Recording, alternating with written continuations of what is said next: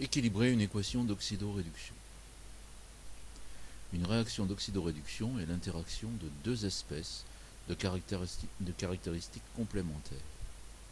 Un réducteur RED 1 d'un premier couple OX1 RED 1 qui va céder un ou plusieurs électrons A, un oxydant OX2 d'un second couple OX2 RED 2 qui va donc capter ce ou ces électrons. Prenons l'exemple des couples MnO4-Mn2+, et O2H2O2. Première demi-équation électronique correspondant à MnO4-Mn2+. On pose les deux espèces. On voit qu'en ce qui concerne l'élément manganèse, il n'y a pas de problème. Par contre, on a 4 oxygènes à gauche, rien à droite. On va donc placer 4 H2O. En faisant ça, on règle le problème de l'oxygène, mais on amène un problème d'hydrogène. 8 hydrogènes à droite, mais rien à gauche. Donc on met 8H+, pour régler ce problème. Et ensuite, il ne reste plus qu'à régler le problème des charges. Donc on avait 8 plus moins 1, donc 7 plus à gauche, 2 plus globalement à droite, donc 7 plus, 2 plus. Le fait d'ajouter 5 électrons va amener la même charge de part et d'autre, c'est-à-dire 2 plus, 2 plus. Passons à la deuxième demi-équation électronique, correspondant cette fois-ci à O2, H2O2. Alors on place les deux espèces, O2, H2O2. On voit qu'il n'y a pas de problème d'oxygène.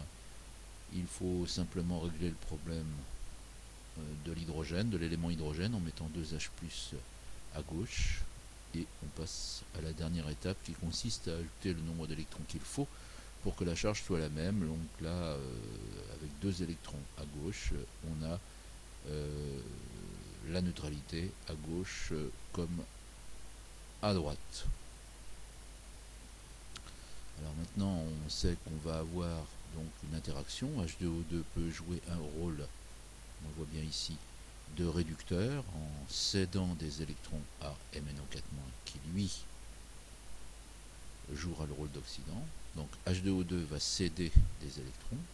On reprend donc maintenant l'un des sens qu'on avait envisagé tout à l'heure, le sens où H2O2 cède des électrons.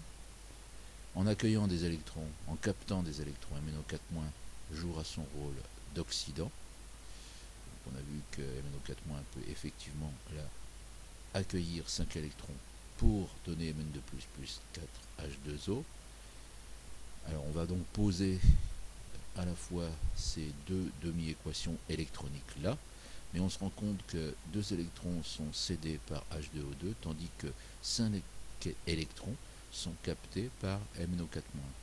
Comme l'équation globale doit rendre compte d'un échange parfait des électrons, un transfert parfait des électrons, eh bien, on va globalement multiplier par 5 la première demi-équation électronique, où on aura donc finalement 5 fois 2, 10 électrons cédés.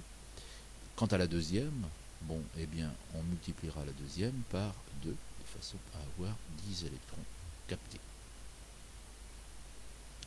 Ça nous mènera donc globalement à 5H2O2 plus 2 MnO4- plus 16H+ donne 5O2 plus 10H+, plus 2 Mn2+, plus 8H2O. On s'aperçoit qu'on a du H+, 16H+, avant, 10H+, après.